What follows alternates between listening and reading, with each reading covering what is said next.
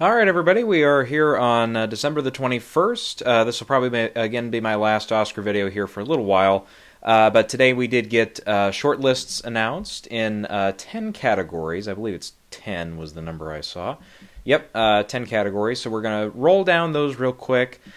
Generally speaking, I'm not going to give completely updated predictions yet on everything.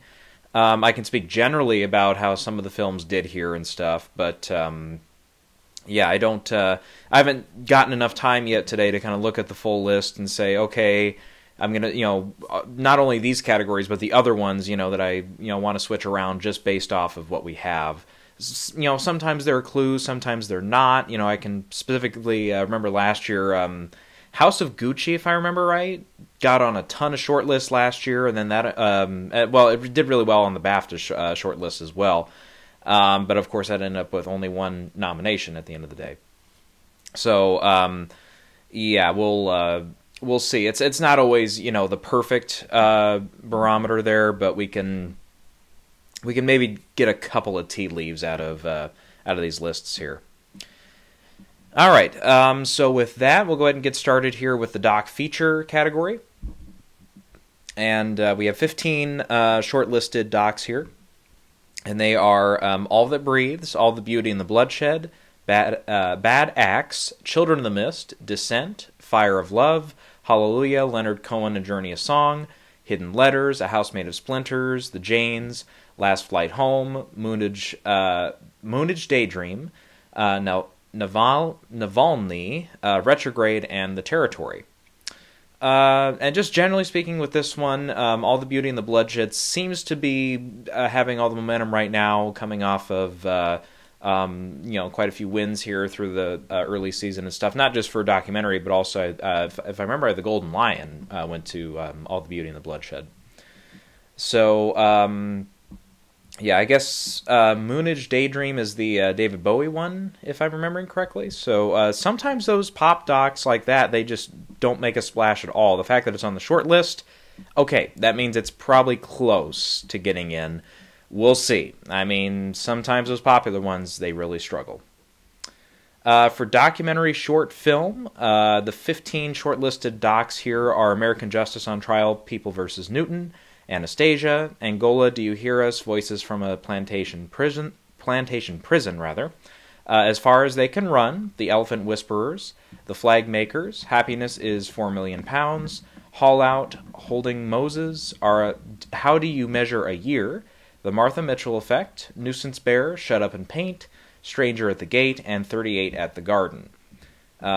Really not a bunch of comments here yet. I really haven't seen too many people talk about this one yet, so yeah, we'll come back to that one when we hear a little more about some of the films. For international feature, the 15 selected films are from Argentina 1985 from Argentina, Corsage from Austria, Close from Belgium, Return to Seoul from Cambodia, Holy Spider from Denmark, Saint Omer from France, All Quiet on the Western Front from Germany, Last Film Show from India, The Quiet Girl from Ireland, Bardo from Mexico, The Blue Kaftan from Morocco, Joyland from Pakistan, EO from Poland, Decision to Leave from South Korea, and Cairo Conspiracy from Sweden. So, generally speaking, it feels like All Quiet on the Western Front, Argentina 1985, Close, Return to Seoul, Decision to Leave. These are ones we've seen pop up on, like the Golden Globes and also at the Critics' Choice so far, generally speaking. So this one, I mean, I feel like there's probably 2 or 3 that feel relatively safe, but, it's sometimes it is, they throw in one just to kind of surprise everybody. I think The Quiet Girl, again, is one that, it hasn't really made it so far onto any of the lists for, like, Critics' Choice or Golden Globes. But that one, I think, right away from the start, when Ireland selected that one, everybody's like, look out for that one to surprise. So, yeah, we'll, again, when I look it over here over the next probably few hours or maybe into tomorrow or over the holiday weekend here, I might be able to make up a few decisions there. We have 10 films shortlisted for makeup and hairstyling. Again, this will be whittled down to 5. at the Oscars. The nominees are going to be picked from All Quiet on the Western Front, Amsterdam, Babylon, The Batman, Black Panther: Wakanda Forever, Blonde, Crimes of the Future, Elvis, Emancipation, and The Whale. Generally speaking on this one, I'm going to go back to my original picks here, which again, this list was not on Gold Derby until they did the short lists here today. I haven't checked the website yet to see if they've got the predictions out yet. But basically, all the ones I think that I thought would be on here, except for The Woman King, are on here. Having now seen the film, Everything Everywhere All at Once not being on here, it's kind of too bad. I don't know if it would have necessarily still gotten the nomination, but the fact that it's not on here and then one other list as well, it doesn't mean it's the end of the road for that film, but it just means, okay, there's maybe a couple craft categories here and there where it's not scoring as well. So we might, maybe it won't be the most nominated film on Oscars morning, or it might be tied with, say, The Fabelmans on Oscar morning. We'll see. Otherwise, Till was one I kind of thought maybe had a small chance of getting in. That's not on the list. But yeah. Otherwise, generally speaking, this is about what we anticipated. Amsterdam, Crimes of the Future, a couple I didn't really have on the radar there for that. For original score, we have 15 scores on here. All Quiet on the Western Front, Avatar: The Way of Water, Babylon, Banshees of Inisherin, Black Panther, Devotion, Don't Worry Darling, Everything Everywhere All at Once, The Fabelmans, Glass Onion, Pinocchio, Nope, She Said, The Woman King, and Women Talking.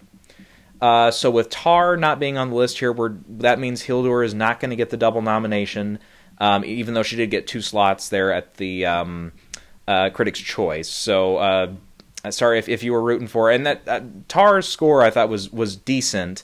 It didn't really stick out to me. And Women Talking, I haven't gotten a chance to see it, so I don't. I would presume, having not seen it, the fact that it is popping up everywhere so far. Generally, yeah, I feel like, okay, that's probably a safe bet then. I don't really remember the music that much in Don't Worry Darling, so I don't know about that. Otherwise, generally speaking, Tar is probably the one on here that I can think of that I was like, oh, that was one that had been kind of touted a little bit. Yeah, other than Everything Everywhere All at Once, I thought maybe was going to miss this, but because again, the music in that one I don't think was super poppy. But weird that it's here, but it's not on the list for makeup, and it's not later on in one other list. So we'll see. But otherwise, I don't know what else is like surprising here. Let's see. I know Bones and All I had getting in at the Globes. That's not on here. And those two also had a score for Empire of Light, and that's also not on here. So, so those two are whose names I'm totally skipping now. Atticus Ross and Trent Reznor. If again, I think that's right. Those two, yeah, are not looking. Unless there's a film on here that I'm just totally forgetting that they scored. Yeah, not going to do it. And Nope, I'm kind of surprised that one's on here. I just did see this one, and again, Abels did a fantastic job with the other 2 Jordan Peele films, but Nope was, yeah, there's a couple, again, maybe a little bit of music here and there, but I don't know if that one's necessarily a slam dunk to get a nomination, though. Okay, move on to the other music category, that's Best Original Song. Time from Amsterdam, Nothing Is Lost from Avatar: The Way of Water, Lift Me Up from Black Panther, This Is a Life from Everything Everywhere All at Once, Ciao Papa from Pinocchio, Till You're Home from A Man Called Otto, Natu Natu from Triple R, My Mind and Me from Selena Gomez, My Mind and Me, I'm guessing it's a documentary that I missed, Good Afternoon from Spirited, Applause from Tell It Like a Woman, Stand Up from Till, Hold My Hand from Top Gun, 3 more. Excuse me, I have something in my throat. Dust and Ash from The Voice of Dust and Ash, Carolina from Where the Crawdads Sing, and New Body Rumba from White Noise. So, one thing. that you might notice is there's quite a few pop artists that are getting in here. Like, I would imagine, My Mind and Me, that has to be Selena Gomez, right? I would imagine she had a part in that.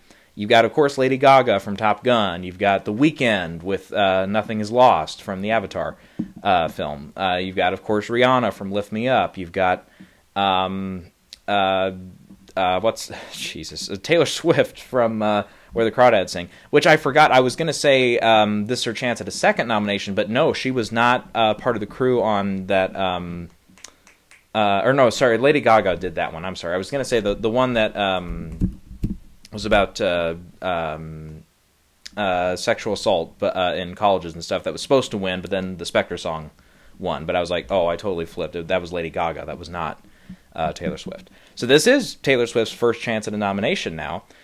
But look at all the other pop artists on there. Usually this category, the branch is like, okay, we'll sprinkle a few in, but it's rarely all pop performers, you know? Very rarely. I would say the Ciao Papa song is probably a good bet. That one's making it in everywhere. And it is Alexandre Desplat and Del Toro. So those are previous Oscar winners. One of which is, of course, not normally at all in the music category. The other one, traditionally speaking, almost always gets in. Desplat does have a chance to be a double nominee again this year because, again, he is on the short list for Pinocchio's traditional score, or orchestral score or whatever. But yeah, even then, I would say he's probably in. The Black Panther song is probably in. The Top Gun song is probably in. So that leaves, it's like, hey, you got 2 slots left, and don't forget about Applause. That's Diane Warren. She didn't, the Turning Red song, which I believe she also had a hand in, that hasn't gotten anywhere, and it's not on the list, so we know that's done. But she is a songwriter on Applause, which is from Tell It Like a Woman, so look for that one. I would say don't even second guess yourself. Go ahead and put that one in your predictions if you're not already. I probably will. And then Naatu Naatu. I would say that's probably your 5. So it's really, unless Lady Gaga falls out or unless Rihanna falls out, that's how Taylor Swift gets in, I think, is one of those 2 has to fall out. Unless we get totally shocked and Pinocchio, Triple R, or Diane Warren do not make it. And you got Selena Gomez in the mix, and you've got The Weeknd in the mix, and you've got potentially, the cool popular film with Everything Everywhere All at Once, so sometimes just the general wave of that one gets in surprising places and stuff. So that one, I would say, is not totally out of the race either, so yeah, it's going to be a competitive category. On the animated short film list, you have 15 here, and they will be whittled down to 5. It'll be Black Slide, The Boy, the Mole, the Fox, and the Horse, The Debutante, The Flying Sailor, The Garbage Man, Ice Merchants, It's Nice in Here, More Than I Want to Remember, My Year of Dicks. Okay. I tried not to laugh through that. New Moon, An Ostrich Told Me the World is Fake and I Think I Believe It. I don't know if we've ever gotten a short that had that long a title get nominated. Passenger, Save Ralph, Sierra, and Steakhouse. Yeah. We'll see. I need to hear more about these. If I imagine The Boy, the Mole, and the Fox and the Horse, if that's all with animals and stuff, the animal ones tend to do well in this category, just generally speaking. So that one, Ostrich, it's a bird, I guess, but yeah, that one might get in. And we'll see if they're cheeky enough to go My Year of Dicks. But I imagine that's not actually with dildos and stuff. I imagine that's actually something. Probably it's a sweet film. I don't know. Sweet film about dicks. Could happen. Live action short. 15 nominees here. All in Favor, Almost Home, An Irish Goodbye, Ivalu, Le Pupil, or Pupil, might just be Le Pupil. The Lone Wolf, Nakam, or Nakam. We'll hear pronunciation about that somewhere down the line, I'm sure. Night Ride, Plastic Killer, The Red Suitcase, The Right Words, Sidereal, The Treatment, Tula, and Warshaw. And yeah, I haven't really heard, again, way too much from that. Last 2 categories. Sound, 10 shortlisted films here, 5 will get in at the end. It'll be whittled down between All Quiet on the Western Front, Avatar, Babylon, The Batman, Black Panther, Elvis, Everything Everywhere All at Once, Pinocchio, Moonage Daydream, and Top Gun. So let me go back to my sound list here. By the way, I think Vegas song from Elvis, if I remember right, that's not on the short list either. That one early on, I put some stock in, but yeah, that one's out. So yeah, I forgot to go back to my list on the song category. For the sound category, though, everything but the Fabelmans. That one I thought early on had a good shot, but since that one, that's really the only spot where the Fabelmans was probably going to be on a list here today where it didn't show up. So obviously that doesn't mean it's the end of the world for the Fabelmans, but yeah, Everything Everywhere All at Once getting in is a good sign still. Black Panther, of course, was expected. Top Gun, very expected, of course. It's probably between Top Gun and Avatar for the win there. But again, they like their war movies here, so All Quiet on the Western Front, I think, makes the list, probably. Again, I haven't completely decided yet. But, yeah, and Babylon's probably a pretty safe pick, too, so, yeah. Then we go to visual effects, and the 10 films listed here are All Quiet on the Western Front, Avatar: The Way of Water, The Batman, Black Panther, Doctor Strange and the Multiverse of Madness, Fantastic Beasts, the third one, Secrets of Dumbledore, Jurassic World Dominion, Nope, 13 Lives, and Top Gun Maverick. So I did originally list Jurassic Park to get in over Everything Everywhere All at Once. The other 4 I had in originally are all here. So not too many shocks here. Just Everything Everywhere All at Once not showing up here, I think, is maybe a little sign, again, where we're like, okay, that's probably, it's not that it's 100% not going to lead nominations now, but it's like, that was felt like a category it could slip into. I think the makeup category felt like one it could slip into. The fact that neither one have listed it, that probably means it doesn't outright lead nominations. It's going to have to be a tie, or it'll be just barely if the Fabelmans, for whatever reason, like doesn't get either supporting actors in, or if it somehow misses more than one of those tech categories where it seems pretty safe, like production design, costume design. Arguably costume design, I know some people are starting to pull it out of, but yeah, we'll see. Otherwise, yeah, I mean, nothing too shocking here. But generally speaking, though, Avatar got in literally just about everywhere it could have. So that's a good sign that it's on its way to getting probably a good haul, about the same number of nominations as the first film, probably, in that same ballpark. Probably in that 6, 7, and 8 range, maybe, if it goes over really, really well. Like getting into the song category, for example, and if it manages to get into score as well. Not to say that it's impossible right now for those two categories, but...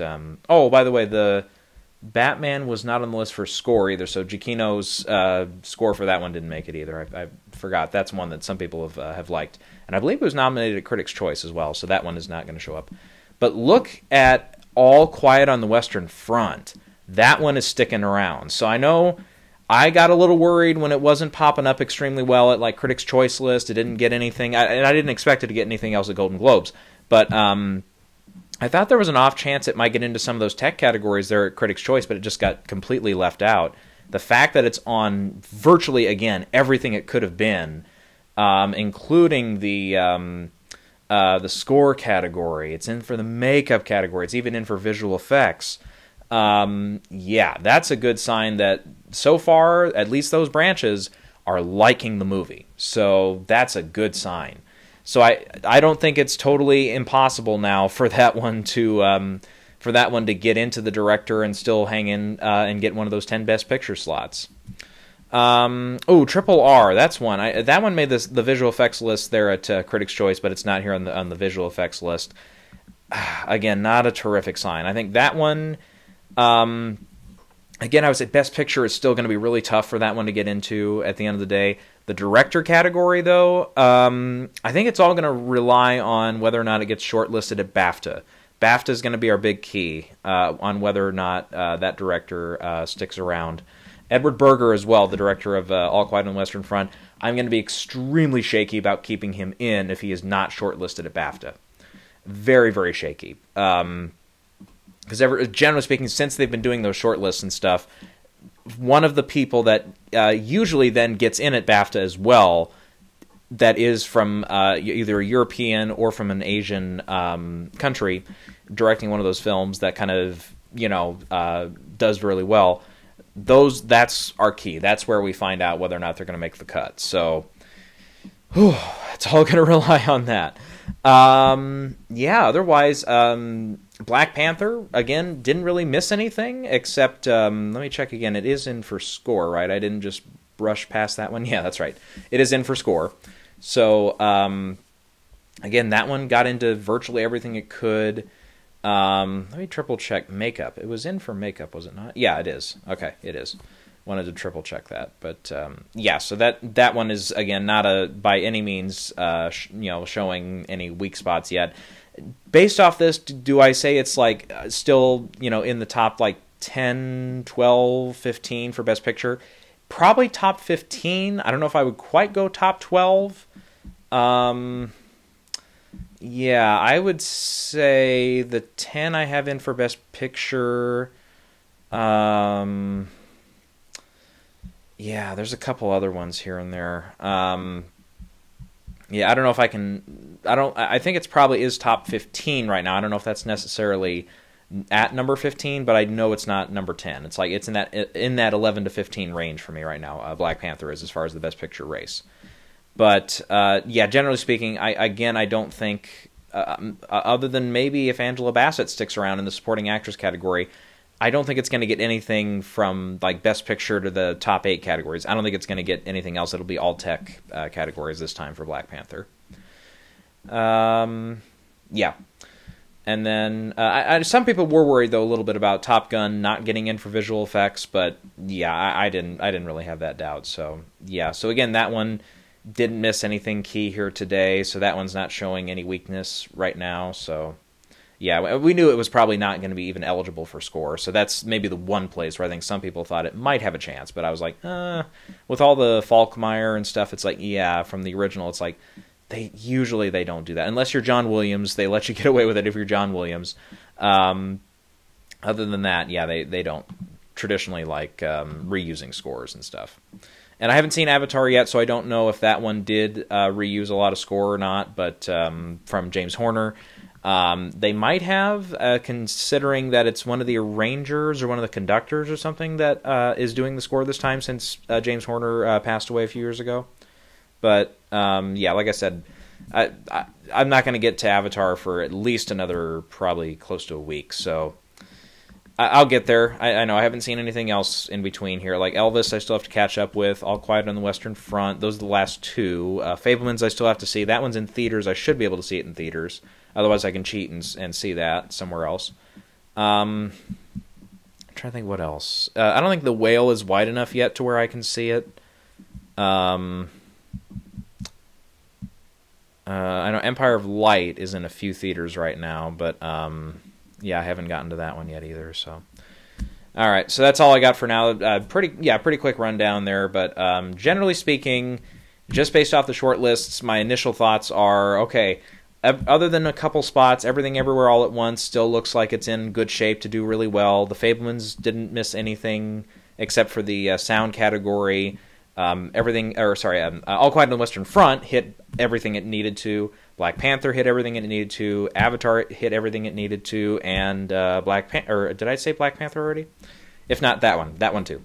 Top Gun. I think Top Gun. If I didn't say that one, Top Gun also hit everything where it was expected to. So again, nothing that I think totally throws the race into disarray just based off of these 10 shortlisted categories.